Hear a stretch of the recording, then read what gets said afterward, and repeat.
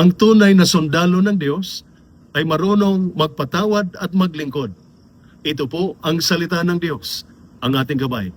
Ngayon po ay Tuesday, July 21, 2026, ng ika-16 na linggo sa karaniwang panahon.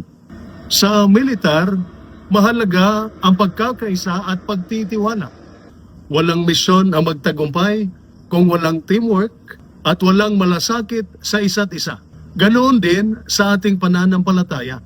Sa unang pagbasa mula sa aklat ni Propeta Mikas, chapter 7, verses 14 to 15 and 18 to 20, ipinakita ni Propeta Mikas na ang Diyos ay maawain at mapagpatawad.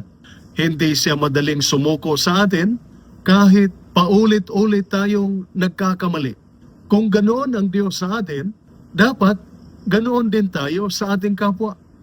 Sa ating Ebanghelyo, mula sa Ebanghelyo ni San Mateo, chapter 12, verses 46 to 50, sinabi ni Jesus na ang gumaganap sa kalooban ng aking Ama ang siyang aking kapatid.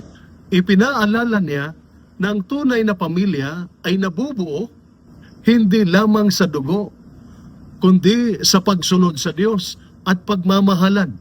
Bilang mga sundalo, mayroon tayong isang misyon at isang layunin. Ngunit higit pa sa ating pagiging magkasama sa serbisyo, tayo ay tinatawag na maging magkakapatid kay Kristo.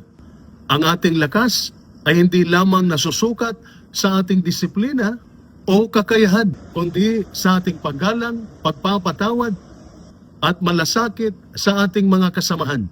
Kaya bago matapos ang araw na ito, tanungin natin ang ating sarili. Ako ba ay nagiging dahilan sa pagkakaisa o pagkawatak-watak sa aking unit at sa aking pamilya? Tandaan, ang mahusay na sundalo ay sumusunod sa utos. Ang tunay na sundalo ni Kristo ay sumusunod sa kalooban ng Diyos at marunong magpatawad, magmahal at maglingkod. Ito po ang salita ng Diyos, ang ating gabay. Manalangin tayo.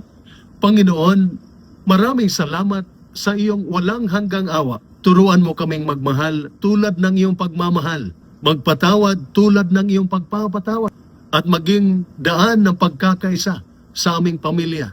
Naway makita ng aming mga mahal sa buhay at aming mga kasamahan sa serbisyo ang iyong kabutihan sa pamamagitan ng aming mga salita at gawa sa paglilingkod, sa pamamagitan ni Kristo na aming Panginoon. Amen. At sumainyo at sa inyong pamilya ang pagpapala ng makapangyarihang Diyos, Ama, Anak at Espiritu Santo. Amen. Santa Maria, Ina ng Diyos, ipanalangin mo kami. San Jose, ipanalangin mo kami.